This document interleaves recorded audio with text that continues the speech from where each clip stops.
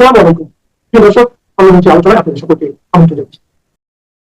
সাবেক প্রধানমন্ত্রী শেখ হাসিনার ডিসেম্বরে বাংলাদেশে ফেরার ঘোষণা নিয়ে দেশটির সব মহলে এখন চুলচেরা বিশ্লেষণ চলছে। নানা ধরনের প্রতিক্রিয়া পাওয়া যাচ্ছে রাজনৈতিক অঙ্গনে। কেউ প্রশ্ন রাখছেন, বাংলাদেশে কি সত্যি ফিরছেন শেখ হাসিনা? যদি ফেরেন তাহলে কি বিমানবন্দরেই গ্রেপ্তার হবেন? তার চেয়ে বড় প্রশ্ন, সরকার কি চায় তিনি দেশে ফিরুক, বা শেখ হাসিনাকে দেশে ফেরার অনুমতি কি সরকার দিবে, নাকি 1-11 তত্ত্বাবধায়ক সরকারের মতো শেখ হাসিনার দেশে ফেরার ক্ষেত্রে নিষেধাজ্ঞা দিবে বিএনপি সরকার? অবশ্য সময়সীমা উল্লেখ করে দেশে ফেরার ঘোষণা দেয় বিএনপি সরকারকে বিষয়টি নিয়ে কঠোর হতেও দেখা যাচ্ছে। একসময় রাজনৈতিক নেতার বক্তব্য গণমাধ্যমে প্রচার করতে না দেওয়ার কড়া সমালোচক বিএনপি এখন শেখ হাসিনার বক্তব্য প্রচারে গণমাধ্যমকে সতর্ক হতে বলছে। আওয়ামী লীগের সূত্রগুলো বলছে, শেখ হাসিনা দেশে ফেরার জন্য সেপ্টেম্বরের মধ্যে ট্রাভেল পাসের আবেদন করতে পারেন। শেখ হাসিনার সাথে চলতি মাসে দেখা করেছেন এমন একজন নেতা দাবি করেছেন, আগামী কয়েক মাসের মধ্যে পরিকল্পনা অনুযায়ী শেখ হাসিনার দেশে ফেরা উপলক্ষে 4টি কাজ শেষ করতে চায় দলটি। অন্যদিকে সরকারি সূত্রগুলো বলছে, শেখ হাসিনা যদি দেশে ফেরার জন্য ট্রাভেল পাসের আবেদন করেন তাহলে সরকারের উভয় সংকটে পড়ার আশঙ্কা রয়েছে। কারণ অনুমতি না দিলে সেটি ভয়াবহভাবে সরকারের বিপক্ষে যাবে। আবার অনুমতি দিলে 1-11 মতো আওয়ামী লীগ যেভাবে শোডাউন করবে, তাতে দলটি পুরোদমে দেশের রাজনীতিতে অবস্থান ফিরে পাবে। উপরন্তু শেখ হাসিনাকে আসতে না দিলে কূটনৈতিক মহলে চাপ অনেক বেড়ে যেতে পারে। বিস্তারিত জানতে চলুন যাওয়া যাক বিশ্লেষণে।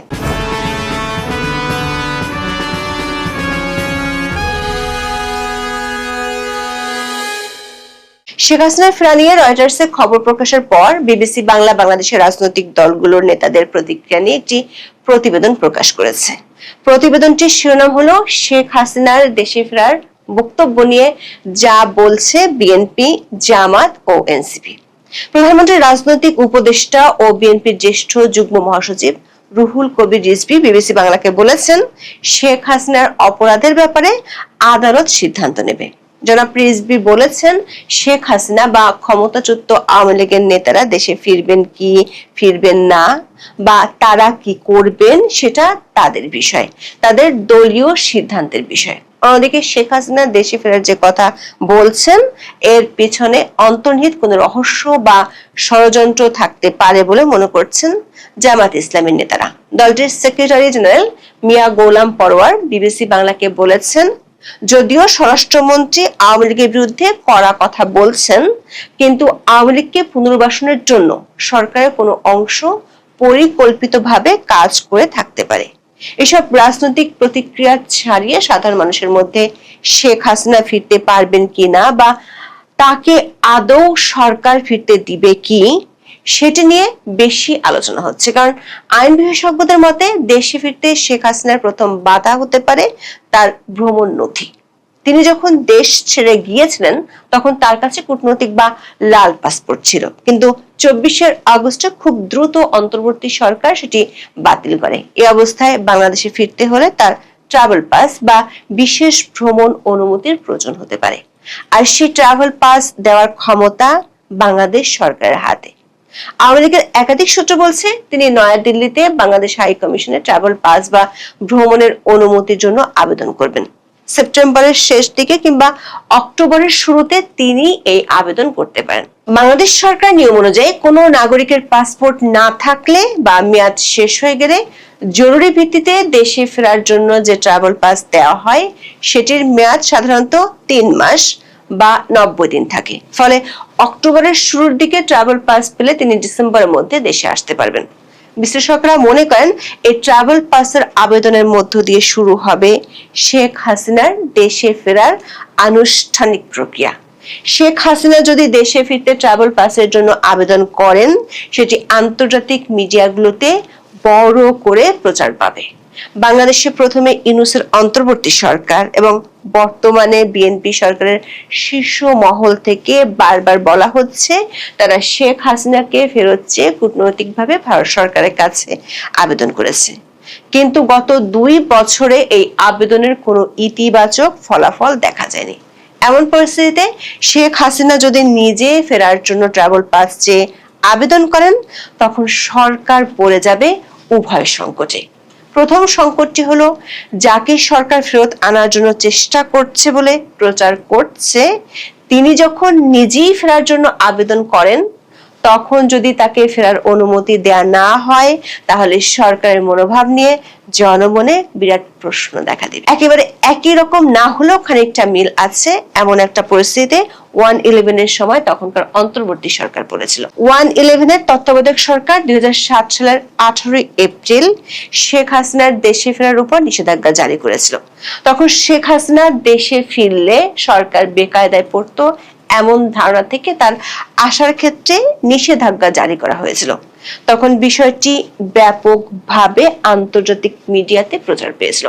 এমনকি শেখ হাসিনার দেশে আসা ঠেকানোর জন্য তখন তড়িঘড়ি করে তার বিরুদ্ধে গ্রেফতারি পরোয়ানা বা হুলিয়া জারি করেছিল তখনকার অন্তর্বর্তী সরকার। দেশে ফিরে গ্রেফতার হবেন এমন নিশ্চিত তথ্য থাকা সত্ত্বেও যুক্তরাষ্ট্রের ব্যক্তিগত সফর ও চিকিৎসা শেষে 2007 সালের 22 এপ্রিল শেখ হাসিনার ব্রিটিশ এয়ারওয়েজের একটি ফ্লাইটে লন্ডন হয়ে বাংলাদেশে ফেরার কথা ছিল। কিন্তু সরকার নিষেধাজ্ঞার কারণে লন্ডনের হিথ্রো বিমানবন্দরে তাকে বোর্ডিং পাস দেওয়া হয়নি এবং তিনি সেখানে আটকে পড়েন।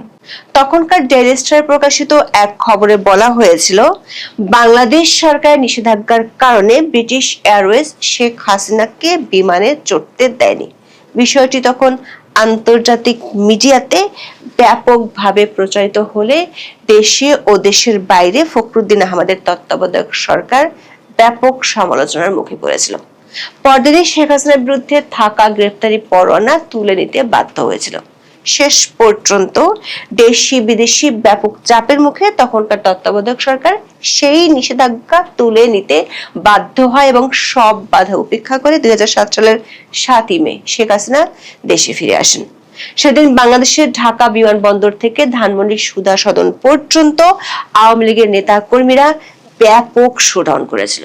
বিশ্লেষকরা মনে করেন, বর্তমান পরিস্থিতিতে শেখ হাসিনা যদি ট্রাভেল পাসের জন্য আবেদন করেন, সেটি সহজেই প্রকাশ পাবে। তখন সরকার যদি সে অনুমতি না দেয়, তাহলে দেশে ও দেশের বাইরে ব্যাপক সমালোচনা ও চাপের মুখে পড়বে বিএনপি সরকার। বিপরীতে শেখ হাসিনাকে ফিরতে দিলে তার পরবর্তী পরিস্থিতি সরকার নিয়ন্ত্রণের বাইরে চলে যেতে পারে। অতীতে যেমন আওয়ামী লীগের ব্যাপক শোডাউন হয়েছিল, তার চেয়ে বড় শোডাউন হতে পারে এমন আশঙ্কা আছে খোদ সরকারের মধ্যে। আওয়ামী লীগের শীর্ষ কয়েকজন নেতা বলছেন, শেখ হাসিনা নিজেই গত 2 বছর ধরে দল গোছানোর কাজ করেছেন। তিনি 125টি অনলাইন সভা করেছেন, সহযোগী সংগঠনগুলোর কমিটি দিয়েছেন, কয়েকদিন আগে আওয়ামী লীগের মহানগর কমিটিগুলো দেওয়ার কাজ শুরু করেছেন। আগামী 2 মাসের মধ্যে সবগুলো কমিটি গঠনের কাজ শেষ হয়ে যাবে। শেখ হাসিনার নির্দেশে কার্যক্রম নিষিদ্ধ থাকা সত্ত্বেও এবং ব্যাপক পুলিশি ধরপাকড়ের মধ্যেও আওয়ামী লীগের নেতা কর্মীরা মিছিল করে যাচ্ছে। এমন পরিস্থিতিতে শেখ হাসিনার দেশে ফেরার আগে থেকেই দলটি বড় রকমের শোডাউনে নামতে চায়। আওয়ামী লীগের একটি সূত্রের দাবি, শেখ হাসিনার দেশে ফেরা উপলক্ষে মাসব্যাপী কর্মসূচি ঘোষণা করতে পারে দলটি। সেটি হলে সরকার আশঙ্কা হলো আইন শৃঙ্খলা ও রাজনৈতিক পরিস্থিতি উত্তপ্ত হয়ে যেতে পারে। ফলে একদিকে শেখ হাসিনাকে দেশে আসার অনুমতি না দিলেও সরকারের জন্য সমস্যা, আবার অনুমতি দিলে তার চেয়ে বেশি সমস্যায় পড়ার আশঙ্কা রয়েছে। শেখ হাসিনার সাথে কয়েকদিন আগে সাক্ষাৎ করে এসেছেন এমন কয়েকজন নেতা বলেছেন, শেখ হাসিনা ফেরার আগে বিষয়টি নিয়ে আওয়ামী লীগের পক্ষ থেকে আন্তর্জাতিক বিভিন্ন পক্ষের সাথে ব্যাপকভাবে যোগাযোগ করার পরিকল্পনা আছে। ইতিমধ্যে সে কাজ শুরু হয়েছে। জাতিসংঘকে বিষয়টি জানিয়ে চিঠি দেয়া হতে পারে। এরই মধ্যে আওয়ামী লীগের 6 সাবেক সংসদ সদস্যের আপিল আইপিওতে পেন্ডিং আছে। অক্টোবর প্রথম সপ্তাহে বিষয়টি শুরু হয়ে যেতে পারে। তার আগে পুরো দলকে ঢেলে সাজিয়ে প্রস্তুত করা হবে। সরকার একটি সূত্র বলছে, শেখ হাসিনা এর আগে যখন বলেছিলেন তিনি দেশে ফিরবেন, তখন বিষয়টি সরকারের জন্য সমস্যা ছিল না। কিন্তু দেশে ফেরার ব্যাপারে সময়সীমা ঘোষণার পর থেকে সরকারের চিন্তা বাড়িয়েছে। কারণ শেখ হাসিনা দেশে ফেরার জন্য ট্রাভেল পাসের আবেদন করলে তখন সরকারের হাতে থাকা দুটো অপশনের যে কোনো একটি বেছে নিতে হবে। সে কারণে সরকারের শীর্ষ ব্যক্তিরা তাদের আগে যেসব নীতি কথা বলতেন সেগুলো থেকে এখন তাদের সরে আসতে হচ্ছে। অধ্যাপক ইউনূসের আমলে 2024 সালের 4 ডিসেম্বর গণমাধ্যম ও সামাজিক মাধ্যমে শেখ হাসিনার বিদ্বেষপূর্ণ বক্তব্য প্রচারে নিষেধাজ্ঞা দেয় আন্তর্জাতিক অপরাধ ট্রাইব্যুনাল। তখন বিষয়টি নিয়ে ব্যাপক সমালোচনা হয়েছিল। এই সমালোচনা বর্তমান বিএনপি সরকারের শীর্ষ ব্যক্তিরাও করেছিলেন।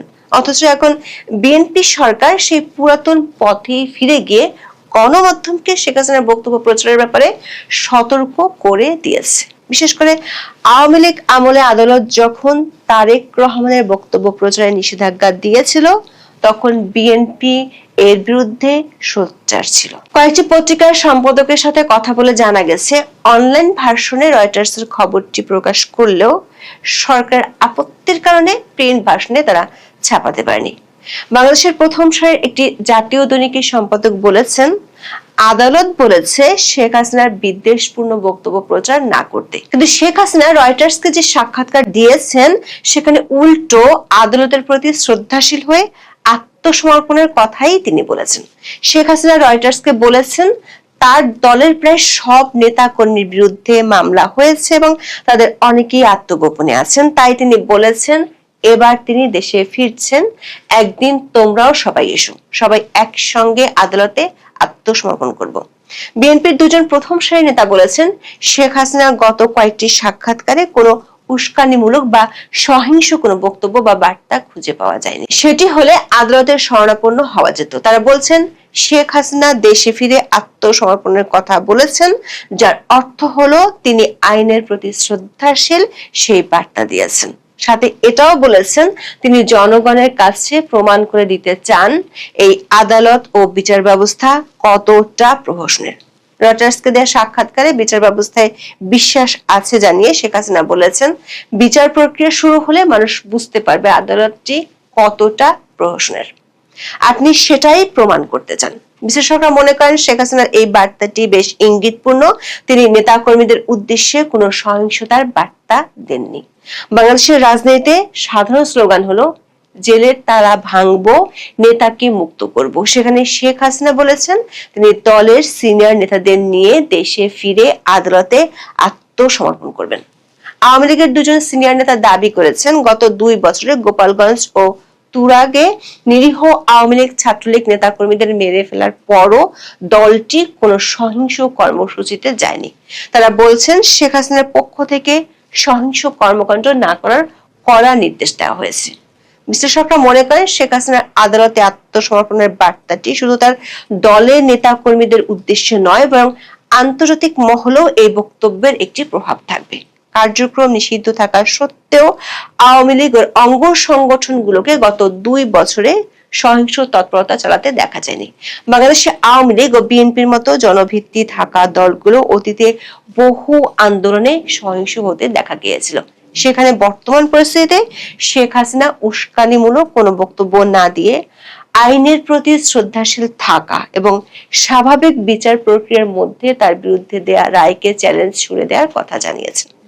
এখন তিনি যদি ঘোষিত সময়ের মধ্যে দেশে ফেরার উদ্যোগ নেন এবং তখন সরকার যদি তার দেশে ফেরা আটকে দেয়, তাহলে তখন পরিস্থিতি শেখ হাসিনা ও আওয়ামী লীগের পক্ষে চলে যেতে পারে। বিশেষ করে আন্তর্জাতিক মহলে যেসব দেশ ও দাতা গোষ্ঠী গণতান্ত্রিক মূল্যবোধ এবং মানবাধিকারের নীতিতে চলে, তারা বর্তমান বিএনপি সরকারের কাছে কৈফিয়ত বা ব্যাখ্যা চাইতে পারে। আবার আওয়ামী লীগ তার পরিকল্পনা অনুযায়ী যদি শেখ হাসিনাকে আসতে না দেওয়ার কারণে বড় ধরনের শোডাউন করে, সেটিও শুধু দেশে নয়, আন্তর্জাতিক মহলে শেখ হাসিনা ও আওয়ামী লীগের জনপ্রিয়তা ফিরে পাওয়ার একটা বড় নজির হয়ে দেখা দিবে। ওই পরিস্থিতি তৈরি হলে বাংলাদেশের অভ্যন্তরীণ রাজনীতিতে বড় রকমের ভূমিকা রাখে এমন পরাশক্তিগুলো বর্তমান সরকারের উপর চাপ প্রয়োগ করতে পারে। আওয়ামী লীগের একটি সূত্র বলছে, ভারতে থাকা 70 থেকে 80 জন আওয়ামী লীগ নেতার সাথে শেখ হাসিনার নিয়মিত যোগাযোগ হয়। এর বাইরে ইউরোপ, আমেরিকা ও মধ্যপ্রাচ্যের কয়েকটি দেশে বেশ কয়েকজন নেতা আছেন। এদের মধ্যে অল্প কয়েকজন দলের জন্য কাজ করেছেন, তবে ইউরোপ, আমেরিকা ও কানাডায় থাকা বেশিরভাগ নেতাই এখন দল থেকে বিচ্ছিন্ন। তাদেরকে দলের কর্মকাণ্ডে যোগ দিতে এবং দেশে ফেরার প্রস্তুতি নিতে বলা হয়েছে। যদি না ফেরেন তাহলে তাদেরকে দল থেকে বাদ দেওয়ারও পরিকল্পনা আছে বলে দাবি করেছেন দলটির সিনিয়র নেতারা।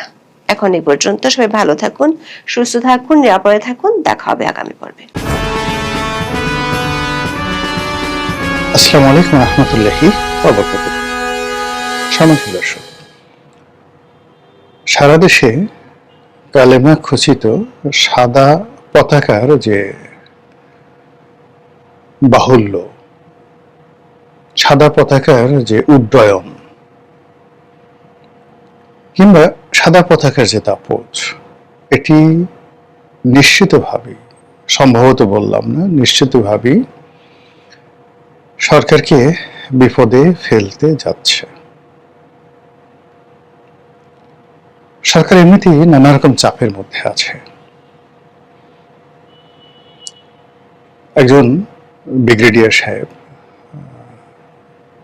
মানে একটি রাজনৈতিক দলের প্রধান, তিনি অতি সম্প্রতি কালে একটি ভাইরাল বক্তব্য দিয়েছেন। বক্তব্যটি হলো যে এখন বর্তমান বিশ্বে যেভাবে মার্কিন ডিপ স্টেট পলিসি চলছে বা বিভিন্ন পক্ষ, বিশেষ করে আমাদের বাংলাদেশের মতো দেশের যে রাষ্ট্র, সেই রাষ্ট্র শক্তিতে যারা আছেন, ক্ষমতা যারা আছেন, তাদেরকে পরাজিত করে নতুন একটা ক্ষমতা কারোর হাতে তুলে দেওয়ার জন্য আসলে 1 থেকে 2 বিলিয়ন ডলার, মানে 10,000 কোটি টাকা বা 20,000 কোটি টাকা যদি কেউ খরচ করে, তাহলে যে কোনো দেশের সরকারকে ফিরে দেওয়া সম্ভব।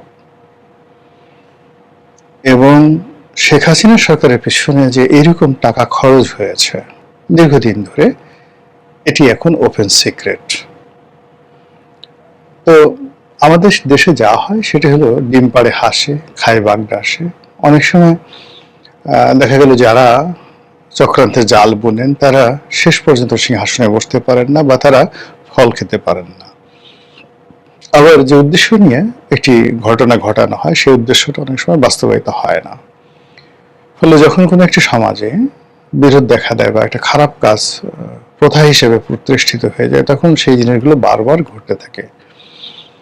আপনি গিয়ে দেখুন যে কোনো একটা দেশে যখন গৃহযুদ্ধ শুরু হয়, প্রতিটি পক্ষই বুঝতে পারে যে এই গৃহযুদ্ধ সর্বনাশ ডেকে আছে, কিন্তু এটা ফেরানো যায় না।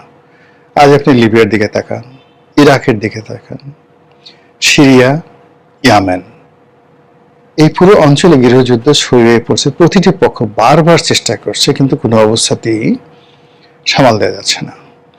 আমেরিকা এবং ইসরায়েল, তার সঙ্গে সৌদি আরব, কাতার, দুবাই থেকে শুরু করে পুরো ইউরোপ, দুটো সংগঠনের বিরুদ্ধে, হামাস এবং হুতি, 3টি সংগঠন, হামাস, হুতি এবং যাকে বলা হয় হিজবুল্লাহ, এই 3টি সশস্ত্র সংগঠনের বিরুদ্ধে তারা সর্বশক্তি নিয়োগ করেও এই সংগঠনগুলোর একটা পশম স্পর্শ করতে পারছে না।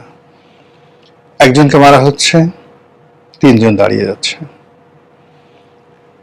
একটি ঘাঁটি ধ্বংস করে দেওয়া হচ্ছে, 3টি ঘাঁটি তৈরি হয়ে যাচ্ছে। ইয়ামেনের মতো একটা দরিদ্র রাষ্ট্র, যেটা যুদ্ধে একেবারে শেষ হয়ে গেছে এবং সেখানকার যে অভাব, অভিযোগ, যা কিছু বলেন, এটা ইতিহাসের সমস্ত রেকর্ড ব্রেক করেছে, কিন্তু হুতিদের ক্ষমতা বেড়ে গেছে। হুতিরা এখন সরাসরি ইসরায়েল আক্রমণ করতে পারে, তাদের ড্রোন আছে, তাদের মাঝারি পাল্লার ক্ষেপণাস্ত্র আছে এবং যত অত্যাধুনিক প্রযুক্তি রয়েছে, রাডার সিস্টেম রয়েছে এবং কাঁধে বহন করা যায় এইরকম অস্ত্র দিয়ে তারা প্লেন, হেলিকপ্টার এগুলোকে ভূপাতিত করতে পারে।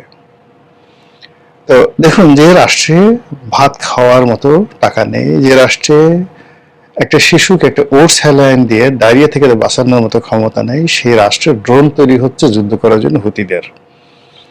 তো এই জন্য হলো কি, যে যখনই কোনো একটা দেশ এবং রাষ্ট্র এরকম মন্দ কাজে জড়িয়ে পড়ে, বিশেষ করে গৃহযুদ্ধে জড়িয়ে পড়ে, মন্দ একটা বিষয়ে জড়িত হয়ে পড়ে, তখন সেখান থেকে কখনো সহজে বের হওয়া যায় না।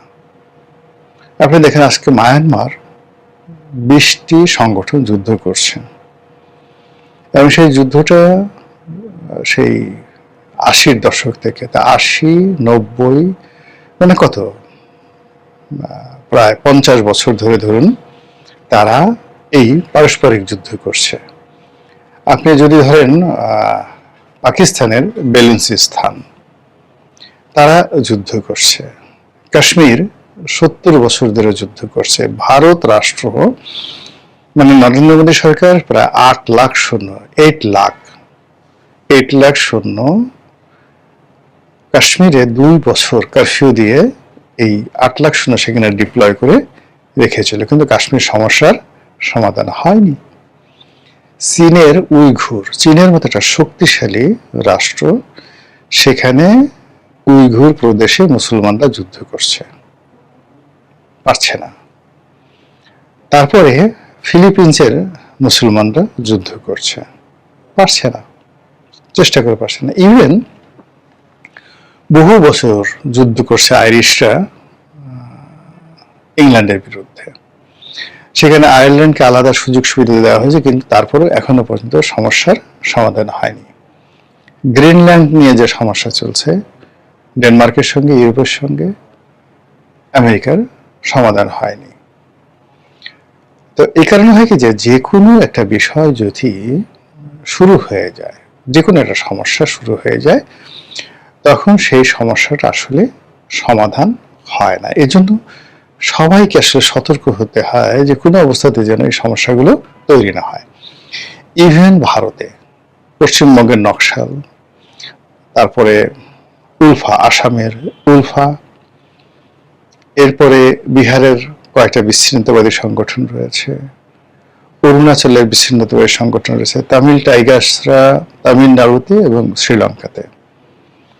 সেই তামিল টাইগার্সদের কারণে শ্রীলঙ্কার কয়েকটা প্রেসিডেন্ট মারা গেল, রাজীব গান্ধী মারা গেলেন, কিন্তু সেই সমস্যার এখনো সমাধান হয়নি। তো সেই দিক থেকে এই যে বাংলাদেশে যে এখন সমস্যাটা তৈরি হয়েছে, এই সমস্যাটা সহজে যাবে না। সেই সমস্যাটা কি?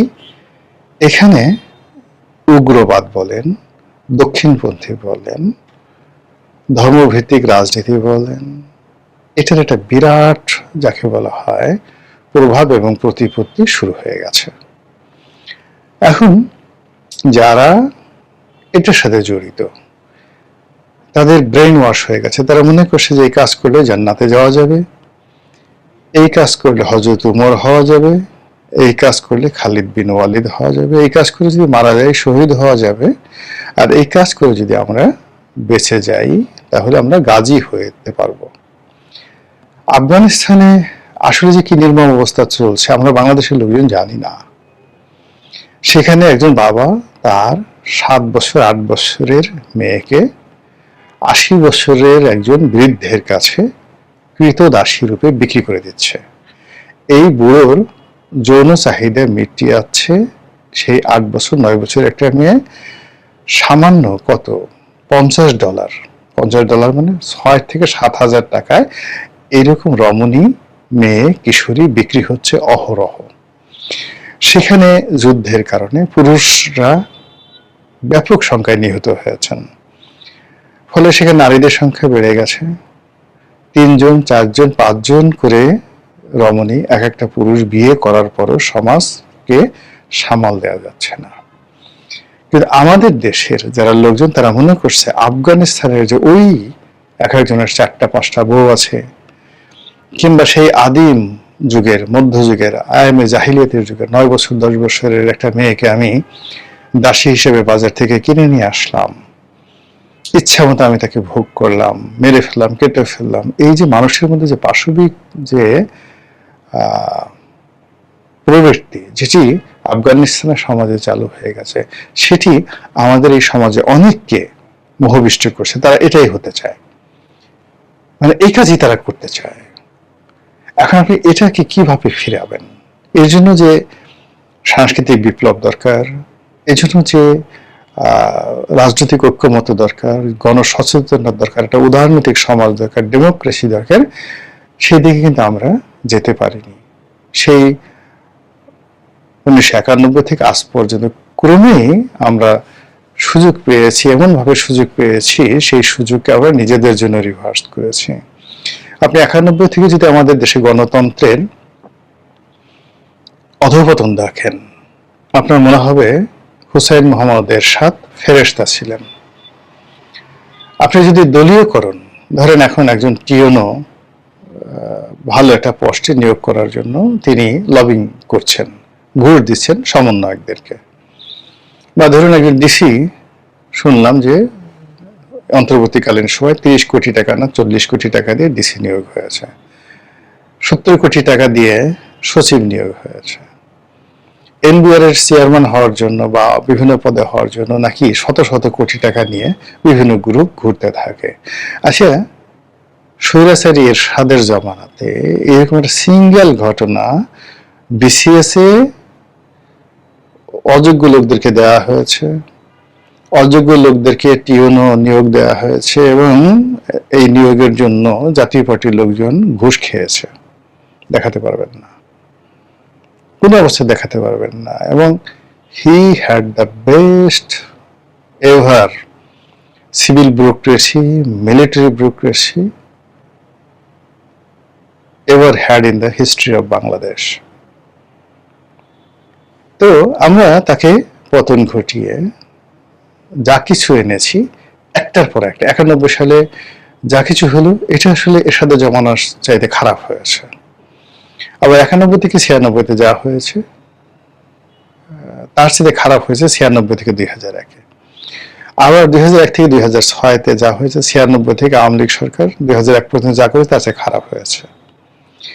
এইভাবে খারাপ হতে হতে আমাদের স্বপ্ন ভাঙতে ভাঙতে এখন আমরা মনে করছি যে এই তথাকথিত ধর্মনিরপেক্ষ তথাকথিত রাজনৈতিক দল, বুর্জুয়া রাজনৈতিক দল, পশ্চিমা দল, এদের দ্বারা হবে না, আমাদেরকে সেই আগের খেলাফতের জমানায় চলে যেতে হবে, আফগানিস্তানের মতো চলে যেতে হবে, নারীদেরকে আচ্ছা মতো চাবুক মারতে হবে, তারপরে পুরুষদেরকে জেনা ব্যবচারের জন্য চাবুক মারতে হবে। তুমি 4টা বিয়ে করো, ডাজ নট ম্যাটার, কিন্তু তুমি জেনা করতে পারবে না, এর মধ্যেই অন্যায়।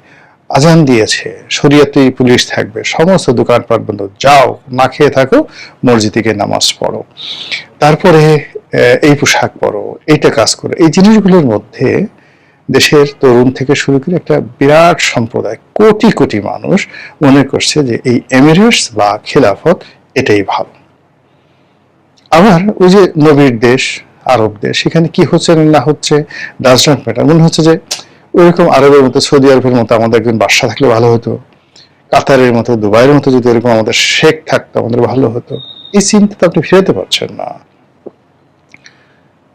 একটা বিরাট শ্রেণীর মানুষ মনে করছে যে কোরআনের মধ্যেই সকল সমাধান, কালেমা সমস্ত শক্তির উৎস, কালেমা পড়ে যদি কেউ বুকে ফু দেয়, আলহামদুলিল্লাহ সূরা পড়ে সকাল বিকাল যদি বুকের মধ্যে ফু মারে, তাহলে জীবনের সব সমস্যার সমাধান হয়ে যায়। এই যে একটা সাইকোলজিক্যাল যে বিবর্তন ঘটেছে, তা ইনুস জমানাতে মানে ফুলে ফলে শোভিত হয়ে সারা বাংলাদেশ সয়লাভ হয়ে গেছে। আর এখন যেভাবে কালেমার পতাকা সারা বাংলাদেশে পথ করে উঠছে, যদি পজিটিভ অর্থে ধরি তাহলে ওটারই প্রতিফলন, আর যদি নেগেটিভ অর্থে ধরি তাহলে এই কাজ যে আওয়ামী লীগের লোকজন করছে না, এই কাজে রয়্যাল লোকজন করছে না, এই কাজের সঙ্গে যদি আমেরিকার লোকজন যে জড়িত না, এই কথাও তো বলা যাচ্ছে না। ওই যে বললাম যে একটা দেশে যখন সরকার পরিবর্তন, রাষ্ট্রের ক্ষমতায় নিজেদের দাবিদার লোক বসানো, এক গ্রুপ যাবে আর এক গ্রুপ বসবে, এই জন্য সবসময় সমাজটাকে অস্থির রাখার জন্য এই ধরনের ধর্মীয় আবেগ, অনুভূতি, বিশ্বাস, গোত্রের মানে যাকে বলা হয় গোত্রের যে প্রীতি, মানে কমিউনিটি ফিলিংস, তারপরে শেষে আঞ্চলিকতা, এই জিনিসগুলোকে উস্কে দেওয়া হয়। Gopalganj versus Barishal, Barishal versus Noakhali, Noakhali versus Bogura, Bogura versus Rajshahi, এই জিনিসগুলো বিভিন্ন পক্ষ, সাম্প্রদায়িক শক্তি এবং যাকে বলা হয় সাম্রাজ্যবাদী শক্তি, তারা এই জিনিসগুলোকে বিভেদ এবং বিসংবাদ সমাজে তৈরি করে ফেলে, যেইটা এখন আমাদের দেশে প্রবল আকার ধারণ করছে। আর ইতিমধ্যে আপনি দেখেন একসাথে যুগপৎভাবে পাকিস্তান বলল যে বাংলাদেশ থেকে বেশ কিছু জঙ্গি এখানে ট্রেন আপ হয়ে তারা পাকিস্তানে গিয়ে পাকিস্তানের একটি প্রদেশকে মূল পাকিস্তান থেকে বিচ্ছিন্ন করার জন্য তারা যুদ্ধ করছে। ইলিয়াস জমানাতে এসে পাকিস্তানের পররাষ্ট্রমন্ত্রী এসে সরাসরি অভিযোগ করে গেলেন। এরপরে ইসরায়েলের যে রাষ্ট্রদূত রয়েছেন ভারতে, তিনি বললেন যে বাংলাদেশ থেকে হামাস যাচ্ছে, অর্থাৎ এখানে হামাসের একটা ট্রেনিং কেন্দ্র আছে, এই ট্রেনিং কেন্দ্র থেকে এরা ট্রেনিং নিয়ে মধ্যপ্রাচ্যের বিভিন্ন দেশে, দুনিয়ার সব জায়গাতে হামাস মানে শুধু ইসরায়েলে নয় সব জায়গাতে আছে, এরকম একটা প্রচার তারা করার চেষ্টা করছে বাংলাদেশকে টার্গেট করে। আর আমেরিকা এবং ইউরোপ তাদের তো আছেই, ওসামা বিন লাদেন, আইএস, তারপরে উগ্র গ্রুপ, ধর্মান্ধ গ্রুপ, এই ধরনের ন্যারেটিভ আছে। এবং সেই জিনিসগুলো যখন ধুমায়িত হচ্ছে এবং পরপর কি বলবো মানে ইউনিট সরকার, দুটো সরকারের, শেখ হাসিনা সরকারের পতন হলো, ইউনিট সরকারের পতন হলো, এবং একটা সরকার আসছে মাত্র 4 মাস, এবং এই সরকারকে যেভাবে চারিদিক থেকে গলা টিপে ধরা হচ্ছে, এই সরকার যে সফল হবে তার 1% কোনো সম্ভাবনা নেই। ঠিক সেই সময়টাতে যখন এরকম চারিদিকে পথ করে কলেমার পতাকা উড়ছে, সেই পতাকার মধ্যে কি আপনি ইমান দেখছেন, একিন দেখছেন, তাহজিব দেখছেন, তমদ্দুন দেখছেন, ইমতিহান দেখছেন? তারপর নাকি লা ইলাহা ইল্লাল্লাহু মুহাম্মাদুর রাসূলুল্লাহ সাল্লাল্লাহু আলাইহি ওয়াসাল্লামের যে বরকত, ফায়েজ, এটা দেখতে পাচ্ছেন। মহান আল্লাহ আমাদের সবাইকে হেদায়েত দান করুন এবং হেফাজত করুন। আসসালামু আলাইকুম ওয়া রাহমাতুল্লাহি ওয়া বারাকাতুহু।